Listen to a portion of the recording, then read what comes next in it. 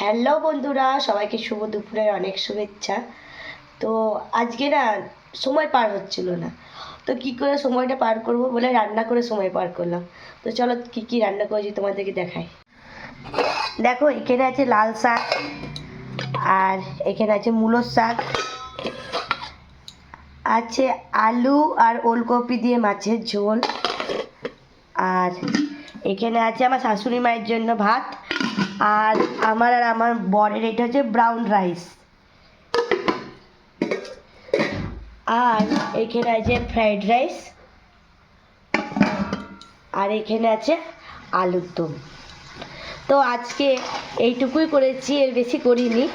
তো কী করবো, টাইমটা পাস হচ্ছিল না, চলো রান্না করি, কিছু ভালো মন্দ করি।